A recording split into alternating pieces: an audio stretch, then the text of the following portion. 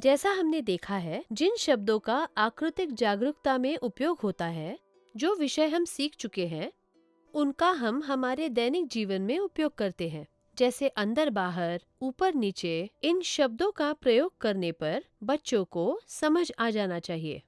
ऐसी एक और संकल्पना है, वो है निकट और दूर। निकट और दूर। हम बच्चों के लिए निकट और दूर बोलते हैं, पर आगे बढ़ते हुए जब हम उन्हें माप सिखाएंगे, अगर इस संकल्पना की नींव मजबूत हो, तो वे अच्छी तरह से इसे समझ सकेंगे। हम टीएलएम का उपयोग करके निकट और दूर ये संकल्पना सिखा सकते हैं। संदर्भ के लिए हम इसका उपयोग करेंगे। हम एक बड़ी वस्तु लेंगे और यहाँ रखेंगे। दूसरी वस्तुएं हम लेंगे और इसके पास रखेंगे। चलो इसे थोड़ा सा दूर रखें। ठीक है? ये क्या है? यह एक लाल खंड है और यह एक नीला ठोस घन है ना? यह एक पीली पट्टी है। अब इस लाल खंड के बहुत निकट क्या है? यहाँ क्या है? नीला ठोस घन। ये और ये बिल्कुल निकट है ना? ये बहुत पास पास है ना? क्या ये निकट है? नहीं, यह दूर है। यह बहुत दूर है। यदि आप इससे तुलना करें तो ये बहुत दूर है। आइए एक और वस्तु लेते हैं। यह कौन सा रंग है? यह हरे रंग का है। हम हरे रंग वाले को यहाँ रखेंगे और इस पीले वाले को वहाँ। अब लाल खंड के पास वाला कौन सा रंग है? कौन सा निकट है? कौन से रंग का छल्ला निकट है? यह हरा छल्ला लाल खंड के निकट है। पीला वाला बहुत दूर है ना?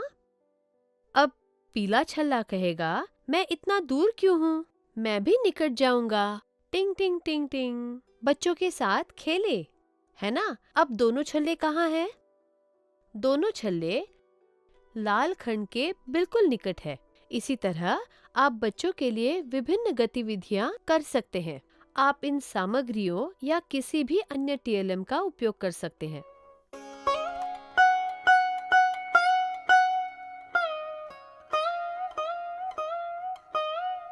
इसी प्रकार हम कक्षा के बच्चों को शामिल कर सकते हैं। मैं 2 बच्चों को बुला रही हूँ। रमेश यहाँ खड़े होंगे और गौरी आप दूर जाकर खड़ी रहना। अब पास आना। ऐसी गतिविधियां कक्षा में कर सकते हैं। साथ ही आप उनसे पूछ सकते हैं, आपकी कक्षा में, आपके विद्यालय के पास शायद कोई पेड़ होंगे। गुलाब के पौधे, वे बिल्कुल बाहर है।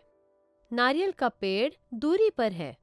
तो विद्यालय के पास, हमारी कक्षा के पास कौन सा पेड़ सबसे निकट है? वो कहेंगे गुलाब का पौधा। दूरी पर क्या है? नारियल का पेड़ दूर है। इसी तरह हम बच्चों को सिखा सकते हैं। इसी चीज को स्क्वायर लाइन पुस्तक में चित्र बनाकर उन्हें पढ़ाया जा सकता है। छोटे बच्चों को कॉपी में चित्र निकालना पसंद है। कुछ बच्चे भले ही चित्रकारी न जानते हो, लेकिन हमें उनकी आलोचना नहीं करनी है। कभी कभार बच्चे बिल्कुल पसंद नहीं करते, उन पर दबाव न डालें। कक्षा में एक डिब्बा रखें, कुछ अखबार के कतरन रखें। उन कतरनों को यहाँ अपनी कॉपी में चिपकाया जा सकता है। हम बच्चों को उन कतरनों को अपनी कॉपी में चिपकाने के लिए कह सकते हैं। इस प्रकार जिन्हें चित्रकारी पसंद नहीं, उन पर दबाव नहीं आएगा। वे डांट से डरेंगे नहीं। संकल्पना का प्रतिनिधित्व करने के लिए उन्हें यहाँ दिखाना होगा। उन्हें ये खुशी से करना चाहिए। उन्हें ये किसी प्रकार से सजा नहीं लगनी चाहिए। निकट और दूर हम चित्र से दिखाएंगे।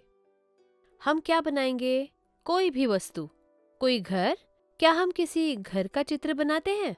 ठीक है। घर में दरवाजे और खिड़कियां बनाएं। ठीक है। अब घर पूरा हुआ। अब घर के निकट क्या है? हम क्या बनाएंगे? क्या हम फूल का पौधा बनाएं? घर से बहुत दूरी पर क्या है? आप बताओ।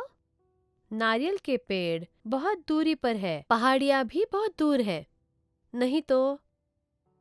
क्या सूरज निकट है? नहीं ना, वह दूर है ना? क्या हम सूरज को घर से दूरी पर बनाएं? अब बच्चों ने चित्र बनाया है। चित्र बनाने का अवसर दे, किंतु उन्हें विषय से भटकने न दे। चित्र बनाते समय बच्चों को विषय से भटकने न दे। हम निकट और दूर बना रहे हैं, उन्हें ये भूलना नहीं चाहिए।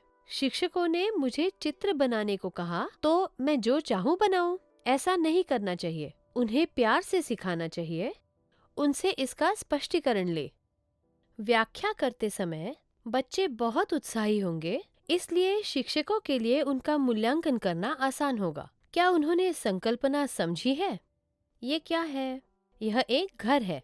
ये क्या है? पौधा। पौधा कहाँ है? घर के निकट। यह क्या है? यह सूर्य है। सूर्य ऊपर है ना? वे ये संकल्पना समझे है। सूर्य दूर है या निकट है? उन्हीं की भाषा में प्रश्नों के उत्तर ढूंढने आना चाहिए। ऐसे ही प्रश्न हमें पूछने चाहिए, उन्हें समझ में आना चाहिए। इसी तरह ये निकट और दूर हमारे दैनिक जीवन में कहाँ इस्तेमाल करते हैं, इसके बारे में बच्चों से बात करें। बच्चों से बोलते रहे। उन्हें पूछें, मैसूर कितनी दूर है? क्या निकट है? नहीं, बहुत दूर है। इस तरह। या फिर कोई और वस्तु ले। ये कहाँ है? क्या ये निकट है? हमारी कक्षा में मेज पर एक चौक का डिब्बा है। मैं ये लूंगी। ये मेरे निकट है तो मैं इसे लूंगी। पर डस्टर बहुत दूर है, क्या आप मेरे लिए लाएंगे? फिर छात्र को डस्टर लाने के लिए कहने के साथ बहुत दूर है, आप ले आए, उसे दूर शब्द याद रहेगा। वह निकट और दूर का सही उपयोग जान जाएगा। इसी तरह हमारे दैनिक जीवन में उदाहरणों के साथ उन्हें ये संकल्पना समझानी होगी।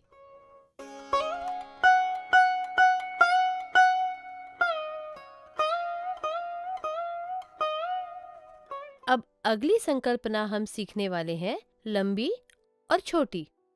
तो आइए अब हम ये देखते हैं निकट और दूर कैसे हमने ये माप सीखते वक्त एक आधार के रूप में इसका इस्तेमाल किया।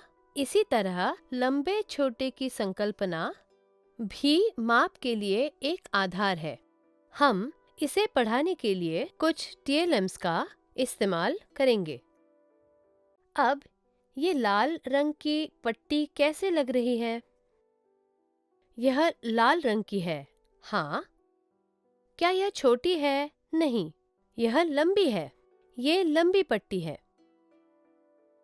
ये वाली, ये कौन से रंग की है? सफेद रंग की। क्या ये छोटी है या बड़ी?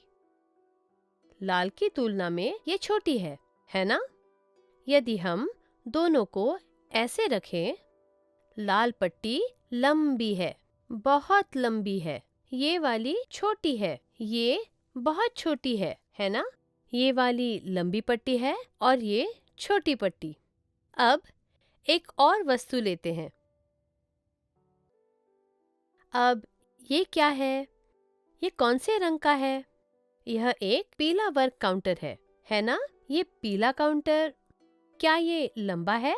नहीं, है ना? यह तो बहुत छोटा है। सफेद पट्टी की तुलना में यह पीला काउंटर बहुत छोटा है। ये बहुत छोटा है, काफी छोटा।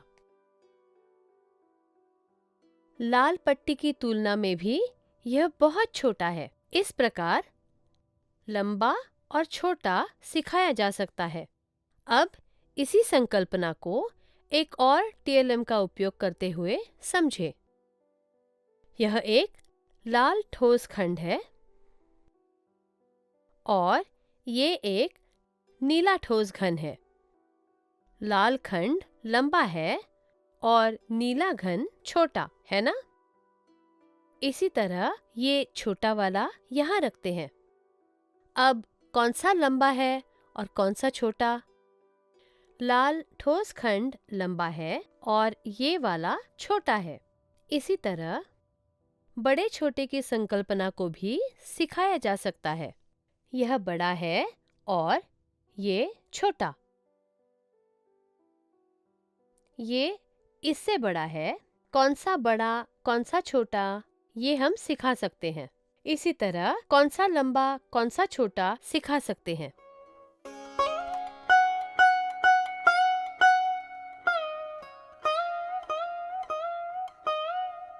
बच्चे अक्सर लंबे छोटे की चर्चा करते हैं। जब वे छुट्टियों से लौटते हैं तो उन्हें एक दूसरे में वृद्धि दिखाई देती है। ओह, आप कितने लंबे हो गए, शिक्षक कहते हैं। बच्चे कहते हैं, मुझे देखे, मैं उससे लंबा हो गया हूँ। इसी तरह गतिविधियाँ कक्षा में ली जा सकती है।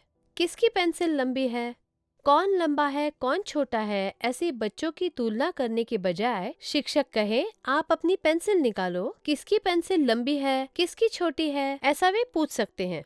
जब आप बहुत लिखेंगे तब आपकी भी पेंसिल छोटी होगी। इस तरह वे चर्चा कर सकते हैं और गतिविधियाँ आयोजित कर सकते हैं। चित्र बनाने को कहे, क्या हम उनसे चित्र बनवाएं? यहाँ एक आकृति निकाले। यहाँ एक दूसरी छोटी आकृति बनाएं। बच्चे रंगों के बारे में जानते ही हैं, तो आप बच्चों से पूछ सकते हैं, कौन सी आकृति लंबी है? जो भी लंबी है उसमें रंग भरे। छोटी आकृति में रंग ना भरे, सिर्फ लंबी वाली में रंग भरे। तब जाके वे चित्र में रंग भरने लगेंगे। अब बच्चे आकृति में रंग भरने लगेंगे। शिक्षक कक्षा में घूम सकते हैं और निरीक्षण कर सकते हैं। अगर कोई छोटी आकृति में रंग भर रहा हो तो शिक्षक समझ पाएंगे कि उसकी संकल्पना अस्पष्ट है। उन्हें फिर से पढ़ाना होगा। ये वाली लंबी है, इसमें रंग भरना होगा। आपको इस वाली में रंग भरने हैं, ना कि छोटी वाली में। इस तरह मूल्यांकन भी साथ साथ ही होगा। इसके बजाय वे अपनी खुद की पसंद का चित्र भी बना सकते हैं। कोई चीज जो लंबी हो, एक सांप हो सकता है, लंबा होने की जरूरत नहीं। यह जमीन के समांतर हो सकता है, लंबा भी हो सकता है। सांप लंबा होता है, तो क्या गिरगिट लंबा है या सांप लंबा है? सांप ज्यादा लंबा होता है। इसी तरह किसके बाल लंबे हैं? इस तरह मजे के साथ सीखना हो सकता है। किसके बाल लंबे हैं, किसके छोटे हैं, ऐसी भी चर्चा हो सकती है।